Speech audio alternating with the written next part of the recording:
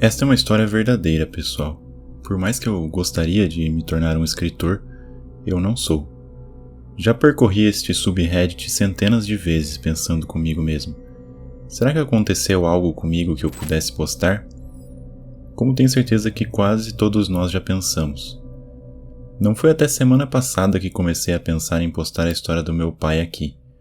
Agora, se este não é o subreddit correto, gostaria de saber, porque meu pai é a melhor pessoa que conheço e quero compartilhar sua história de uma forma ou de outra. A primavera de 2014 foi uma estação tranquila para o negócio do meu pai. O clima estava agradável e as estradas estavam limpas, o que significava turnos lentos em uma oficina de automóveis. Era meados de abril, por volta das 4. O vento trazia uma agradável brisa de primavera quando meu pai, Bill, estava caminhando ao lado de sua oficina. Por coincidência, a oficina ficava perto de um pequeno riacho e de uma trilha que as pessoas usavam para correr, que ele gostava de ficar observando ao final do turno. Ele ouviu um barulho no vento e, mais ou menos na metade do caminho pela colina, ele viu uma grande lona azul. Sentindo-se muito orgulhoso de seu negócio e da aparência dele, ele começou a descer a colina. Ele estava prestes a pegá-la para jogá-la no depósito quando viu um carro entrar no estacionamento da oficina. Ele se voltou e foi ajudar seu cliente. Quando terminou por volta das 5:30, ele fechou e foi para casa, esquecendo da lona. Observação: meu pai é extremamente carismático e amigável. Ele muitas vezes convence as pessoas a compartilharem informações com ele, que realmente não deveriam. Ele parece alguém em quem se pode confiar, e sempre parecia ter detalhes internos sobre coisas assim. Ele usava seu humor para fazer as pessoas se sentirem confortáveis, o que ajudava a conseguir que estranhos se abrissem com ele. Enfim, meu pai e seu colega de trabalho estão conversando com um policial quando ela deixa escapar que um corpo foi descoberto logo abaixo ali na colina. Oh, droga, eu estava lá embaixo ontem limpando, mas não vi nenhum corpo, disse meu pai. Por volta de que horas? Você viu por acaso uma lona azul e branca, grande, enquanto limpava a área? Ela perguntou intensamente. Na verdade eu quase peguei ela ontem, mas acabei me distraindo. Ela faz mais algumas perguntas sobre que horas, o que ele viu, etc. E então ele pergunta se o corpo foi encontrado naquela lona. Sim, foi. Uma mulher que estava correndo o encontrou esta manhã por volta das 10:30. Meu pai ficou chocado. Ele estava lá apenas ontem. Depois de algumas perguntas adicionais, todos os policiais foram para a cena do crime para concluir a investigação inicial. Ninguém foi autorizado na cena e os policiais pediram para que ninguém tirasse fotos. Para sorte de vocês, meu pai tirou uma foto da janela do seu escritório. Você pode ver perto do topo da foto a trilha para a corrida. Logo à frente dela, parte do riacho está seco. Há policiais e outras pessoas procurando alguma coisa. Você também pode ver à esquerda do policial de preto um pequeno tom de azul. Isso seria a lona. Avançando alguns dias, a polícia voltou à loja do meu pai. Eles notaram as câmeras de segurança instaladas ao redor do prédio e esperavam poder capturar algo nas gravações. Enquanto transferiam os dados, meu pai começou a fazer mais perguntas sobre o assassinato. Ele descobriu que era um homem de meia idade, que tinha sido esfaqueado até a morte. Não havia muitas pistas até o momento. Ei, você sabe que há alguns viciados em metanfetamina que moram naquela barraca atrás da nossa loja, né? Meu pai começou a falar sobre suas próprias previsões para os cenários de quem fez isso, o que poderia ter acontecido. Ele continuou. Sim, temos muitos problemas com eles. Eles roubam metal velho, deixam cachorros soltos. Até tive um deles me ameaçando de morte uma vez, enquanto estava borrifando água nos cachorros deles para pararem de latir. Vocês deveriam ir dar uma olhada neles. O policial concordou, reuniu as suas coisas e saiu. Ei, Hank, o colega de trabalho do meu pai. Vamos ver se encontramos algo interessante, meu pai sussurrou. Tudo bem. Acho que não faria mal, Hank respondeu. Eles desceram a colina até onde o corpo tinha sido encontrado. A grama estava achatada e a lona tinha sumido. Eles caminharam por uns 15 minutos, quando meu pai seguiu o riacho um pouco mais adiante. A trilha passa sobre uma estrada principal e depois leva a um lago artificial. Logo abaixo da ponte, a água fica mais pesada e as árvores são um pouco mais densas. Ele notou um carrinho vermelho dentro de uma das árvores. Vou levar isso para a loja, ele pensou, enquanto corria para retirá-lo da beira do riacho. Chamando Hank para ajudar, os dois puxaram para fora e começaram a rolar de volta para cima da colina. De repente, meu pai para e vê algo no carrinho. O que é aquela coisa enferrujada? Hank, pare, olhe para o maldito carrinho. Isso é sangue? Eles olharam mais de perto e com certeza era sangue. Estava nas rodas e no lado, mas não era apenas sangue que começaram a notar.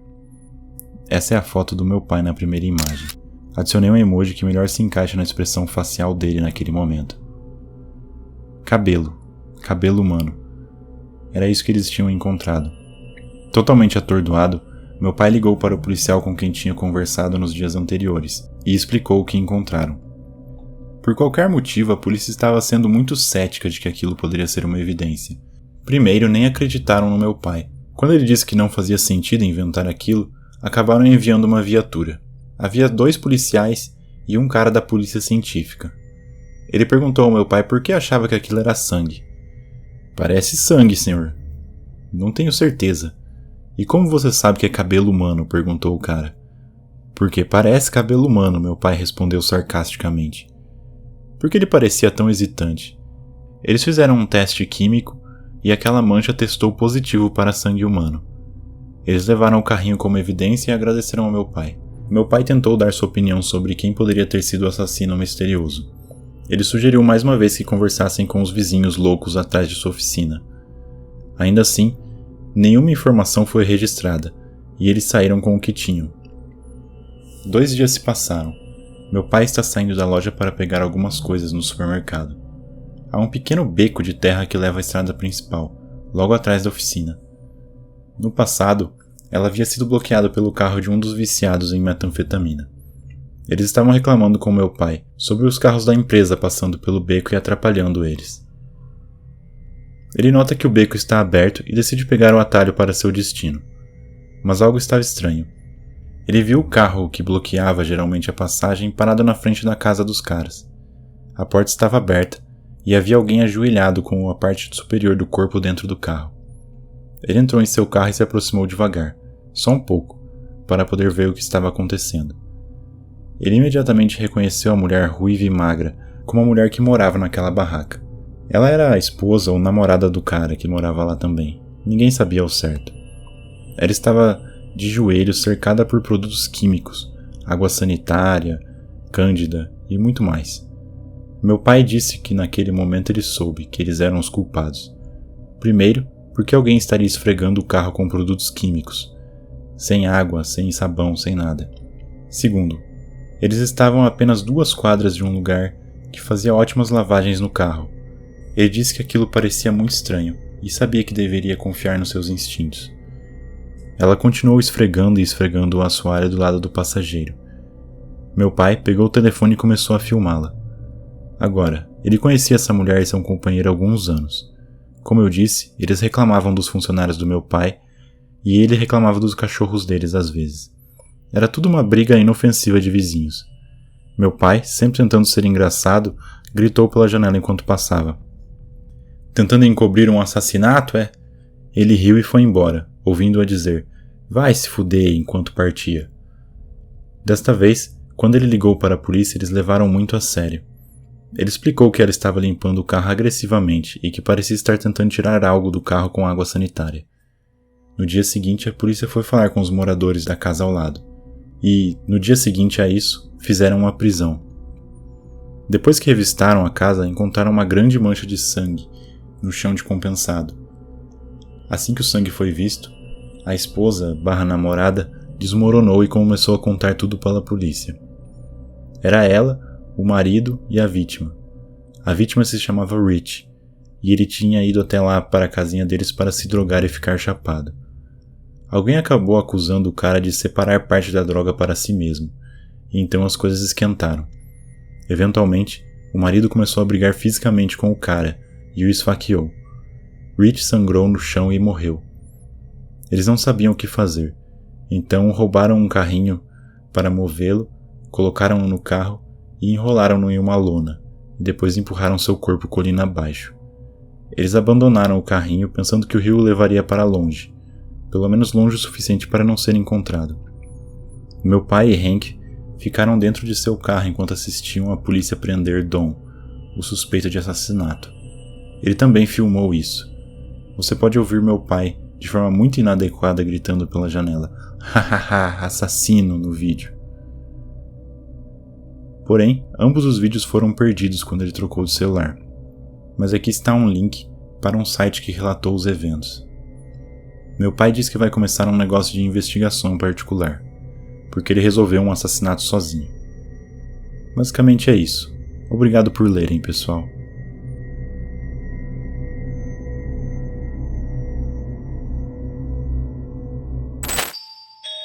Nunca me senti tão aterrorizada por alguém que um dia chamei de amigo.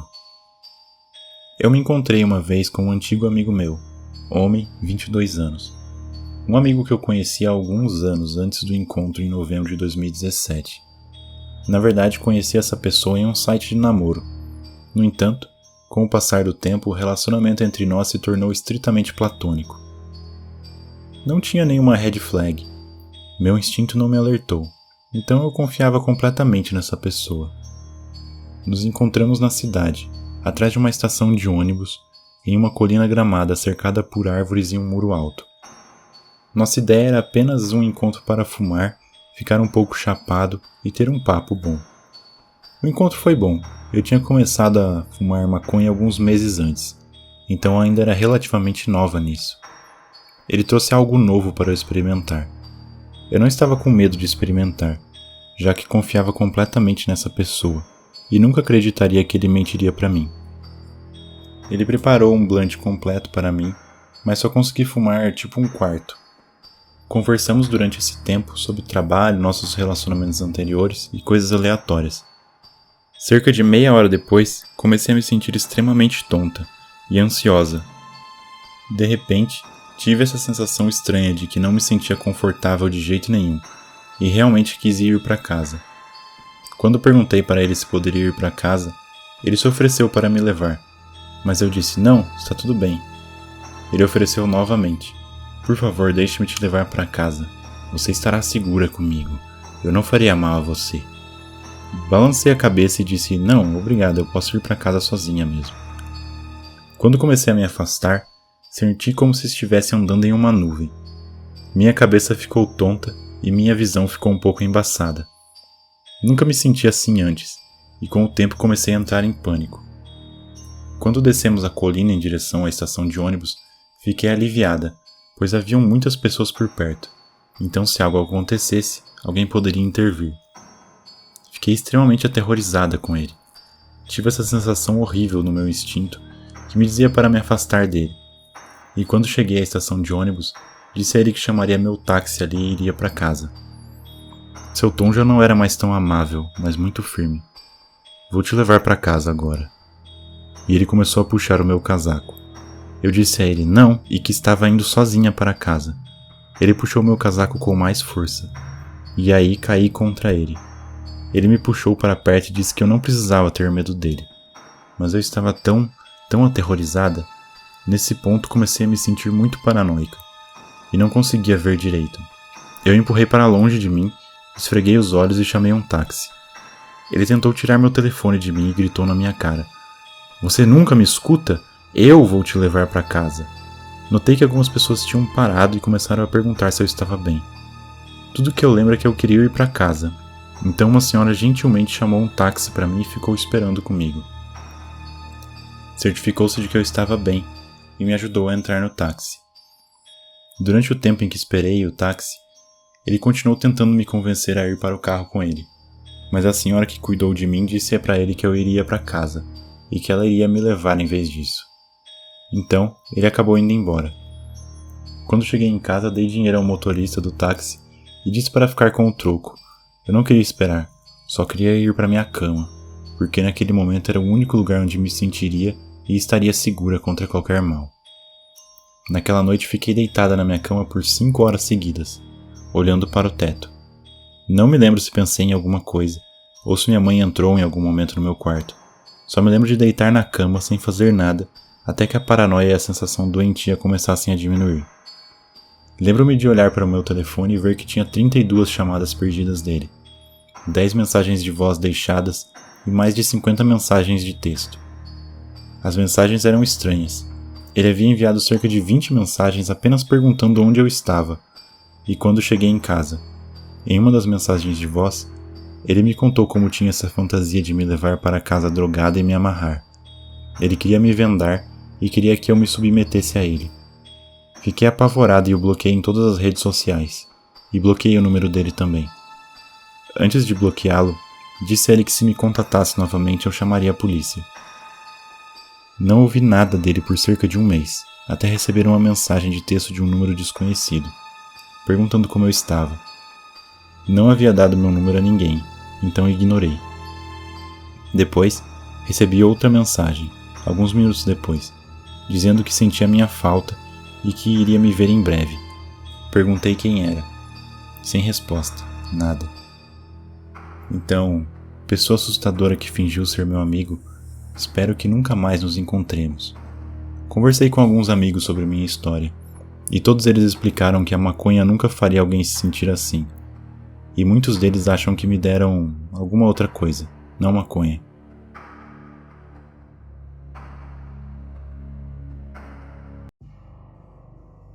Então, sou um homem italiano de 23 anos, morando em uma cidade não tão pequena no sul da Itália. Não é a cidade mais segura do mundo. Na verdade, temos uma longa história de microcriminalidade ligada à máfia local. Mas se você for esperto, pode se manter longe de problemas.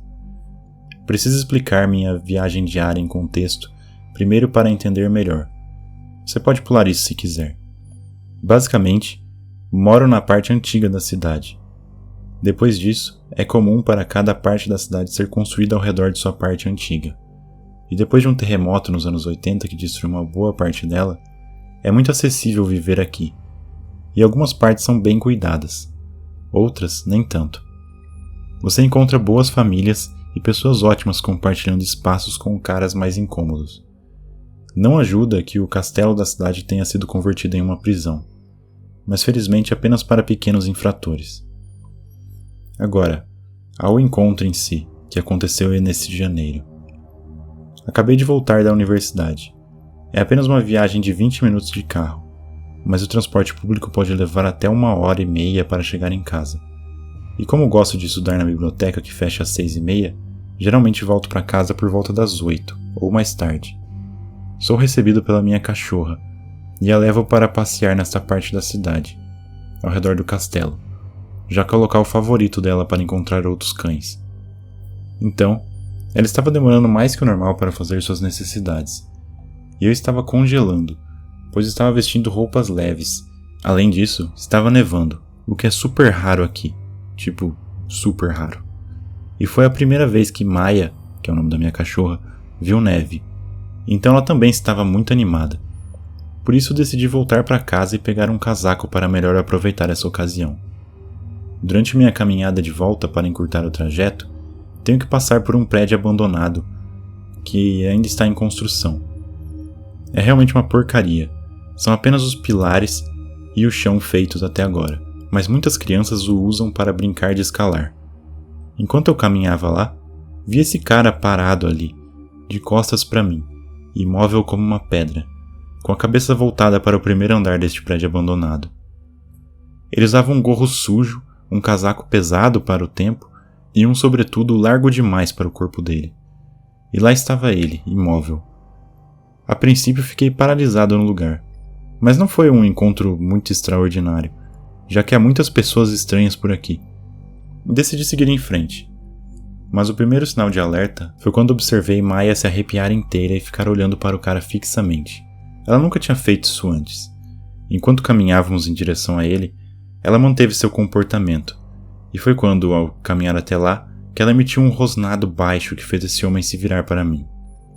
Eu nunca tinha visto seu rosto por aqui antes, e se você não é daqui, realmente não pode acabar ali naquela rua se não quiser. E, meu Deus, o rosto dele era um pouco assustador. Cabelo oleoso e barba por fazer de 3 dias. Ele estendeu a mão para Maia e disse: "Ei, cachorrinha, como você é fofa." Estupidamente, isso me acalmou um pouco. Talvez ele fosse apenas uma pessoa meio esquisita dando uma volta. Conheço algumas delas, e todas parecem mais ou menos com ele. Mas quando ele estava tentando fazer carinho na minha cachorra, ouvi algo se movendo no primeiro andar. O chão é apenas uma laje, então pensei que poderia ter sido um gato. Mas a Maya já estaria pulando ao redor tentando pegá-lo se fosse. Então, olhei para cima e vi essa menina pequena, por volta de 10 anos de idade. Ela tinha apenas medo nos olhos, bem abertos, realmente desesperada. E eu não estou exagerando nesse detalhe. Ela tinha um rosto familiar, porém. Deve ter sido uma daquelas crianças que brincam ao redor desse prédio. Agora, ela deve ter me visto passeando com meu cachorro por aqui, porque assim que me reconheceu, nossos olhares se encontraram e ela tentou sussurrar "ajuda" com os lábios. Depois disso, virei minha cabeça e aquele cara estranho está me observando mais de perto agora. Gostaria de dizer que ele tinha o sorriso habitual que estranhos dão quando estão desconfortáveis, mas ele não tinha. Ele apenas tinha este rosto muito sério, agora olhando fixamente para os meus olhos. Não sabia o que fazer. Sou um cara alto, com 1,88 m e um pouco imponente, mas nunca tinha brigado com ninguém. E sou realmente um cara pacífico. Em uma fração de segundo esse cara olha para cima e diz: "Desça, querida, precisamos ir para casa. A comida vai esfriar." Sim, claro, totalmente convincente, nota 10 mesmo. "Quem é você? O que está fazendo aqui?" perguntei para ele. "Sou o tio dela, preciso levá-la para casa para comer", ele responde. Com um olhar mais sério, eu comecei a pensar no que responder, buscando uma desculpa para trazê-la para baixo e colocá-la em segurança. E tentando soar sarcástico, eu digo para ele: "É estranho porque eu sou o tio dela." Nesse ponto a menina teve o insight de se inclinar e dizer: "Ei tio, você pode me levar para casa? Mamãe vai ficar preocupada." Agora, esse cara não parecia ameaçador naquele exato momento, apenas uma figura sinistra. Eu entro no prédio para pegar a menininha e é nessa hora que Maya rosna, e então começa a latir. Eu me viro e vejo esse cara com a mão atrás nas costas, tentando alcançar algo. Oh merda, eu penso. Não posso lutar corpo a corpo se o cara estiver com uma faca. Isso vai acabar mal pra mim. Ele para o movimento de alcançar quando ouve o latido, que agora é contínuo, e no calor do momento, a menininha se inclina e eu a agarro pelo braço. Maya conseguiu manter o cara um pouco longe, e enquanto a menina descia, perguntei se ela tinha um telefone. "Não, eu não tenho", ela disse. E você podia ouvir que ela estava à beira das lágrimas. Então, assim que ela tocou no chão, desbloqueei o meu telefone e dei para ela. De qualquer forma, a menina foi embora para a direção da casa dela, e eu fiquei para trás. Nesse momento, o cara tirou uma faca do bolso. Não era uma faca pequena, mas uma daquelas grandes de cozinha que você usa para cortar pão. Nesse momento eu decidi correr também, mas minha cachorra decidiu que não era hora, que era um bom momento para ficar e latir para ele, e eu não conseguia afastá-la dele. Ela pesa quase 30 quilos, então ficamos lá enrolando um pouquinho. Esse cara começou a balançar a faca no ar. Eu queria correr, mas se deixasse minha cachorra, sabia que ela poderia se dar muito mal, e mesmo que eu conseguisse afastá-la, ele poderia continuar vindo atrás de nós. E lá estávamos nós, ele balançando a faca com os olhos vazios de ódio, minha cachorra latindo e eu me cagando de medo. Sem saber o que fazer, e para piorar as coisas, minhas mãos estavam congeladas de não usar luvas, e o aperto da coleira estava realmente começando a doer. O que me surpreendeu nessa situação é o fato de que tenho absoluta certeza de que as pessoas ao redor do quarteirão podiam ouvir essa confusão. Mas ninguém, absolutamente ninguém, decidiu dar uma olhada pela janela que seja. De qualquer forma, depois do que pareceu muito tempo, e provavelmente foi menos de 2 minutos, começo a ouvir passos pesados vindos da rua de onde eu vim, e várias pessoas aparecem. Provavelmente o pai da menininha e alguns parentes com um taco de beisebol. Isso não vai acabar bem, eu pensei. Assim que o estranho viu aqueles homens, ele jogou a faca na minha direção e começou a correr, tentando ir para a rua que estava atrás de mim. Nem mesmo tentei bloqueá-lo, porque ainda estava paralisado pela faca que ele tentou jogar em mim. Mas Maya mordeu a perna dele e arrancou um pedaço do moletom da calça. Mas ele pareceu nem se importar e continuou correndo pela vida, com alguns dos supostos parentes da garota atrás dele. Ele eventualmente conseguiu se livrar dele, mas o pai da garota veio até mim. Pensei que ele ia me agradecer.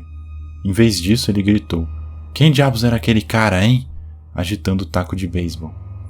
Olhei para a garota, pedindo para ele se acalmar, mas ele só ficou mais irritado até que a criança conseguiu correr até ele e disse que eu a ajudei. Depois disso, ele se acalmou e pediu desculpas. Ele me agradeceu por ajudar sua filha e ofereceu para tomar um café na sua casa. Recusei educadamente e fui para minha própria casa, decidindo que já era demais para lidar naquela noite. Dormi e esqueci. Na manhã seguinte, a polícia tocou a campainha para pegar meu depoimento, pois o cara conseguiu fugir. E me mostraram um livro com fotos de várias pessoas e suspeitos, mas nada resultou disso. Provavelmente ele nem era da região. Dava para perceber pelo sotaque dele. E foi isso. No fim disso tudo, certamente não fiz o melhor que pude, mas ainda estou feliz por poder ter ajudado a menina. Não sei onde ela estaria se eu ou outra pessoa não tivéssemos aparecido. Então, cara sinistro, espero que não nos encontremos novamente. Nunca me senti tão aterrorizado por alguém.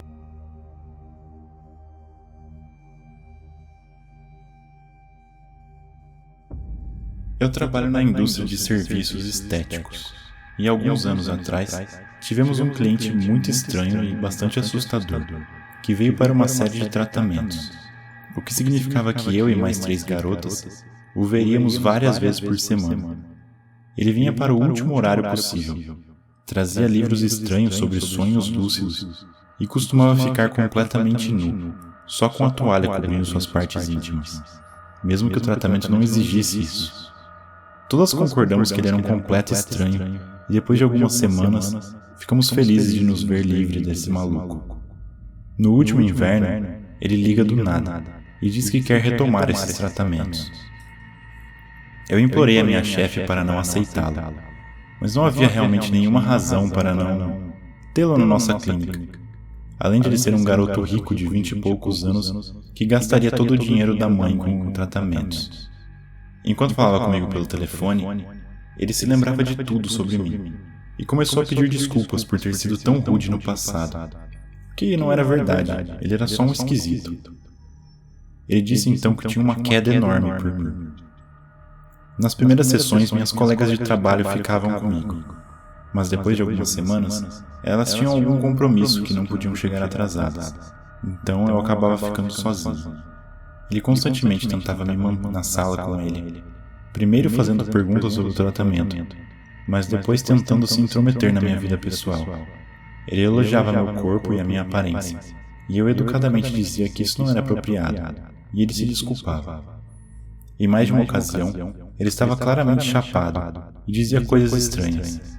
Até aqui nada soa tão ruim, mas se você pudesse imaginar como um assassino em série se comportaria em filmes e séries de TV, era exatamente assim que esse cara se parecia.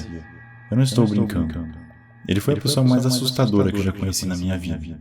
O dia em que finalmente cheguei no momento de dizer basta, foi quando ele veio usando um termo durante o tratamento. Ele me elogiava repetidamente, e depois começou a me perguntar o que eu achava de mulheres serem estupradas e assassinadas, dizendo que as mulheres são horríveis e coisas do tipo. Eu fiquei cada vez mais nervosa, e ele ria e tentava conter o riso enquanto falava sobre estupro e assassinato. Eu nem consigo lembrar direito o que ele disse, de tão assustada que fiquei. Depois que o tratamento acabou, eu imediatamente chamei um táxi para ele. Ele geralmente me pedia para fazer isso, mas dessa vez eu nem esperei ele me pedir. E justo antes de sair, ele disse: "Acho adorável como você é vulnerável." E depois ficou me encarando, com sinceramente o olhar mais frio e um leve sorriso. Literalmente quase chorei na frente dele. Eu podia sentir meu coração acelerando, e eu estava suando muito. Antes de sair, ele disse que esqueceu algo no quarto, e ficou esperando eu pegar para ele. Se eu tivesse entrado naquele quarto, ele poderia facilmente me seguir e bloquear a passagem. As ruas aqui geralmente a essa hora estão desertas, e os outros inquilinos do prédio sempre saem por volta das 5 ou 6. Ele apenas ficou me encarando, e eu, sentada à minha mesa, literalmente segurando um par de tesouras longe da visão dele, esperando ele entrar e pegar o que esqueceu. Então, ele me pediu para ajudá-lo com alguma outra coisa, o que obviamente eu recusei, e tranquei as portas atrás dele. Ele foi embora.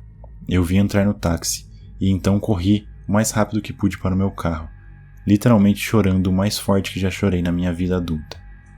Ele ligou várias vezes nos dias seguintes e tentou explicar aos meus colegas de trabalho que achou que me assustou e queria me pedir desculpas. Eu nunca falei com ele. Contei para minha chefe o que aconteceu, e então ela o proibiu de voltar lá.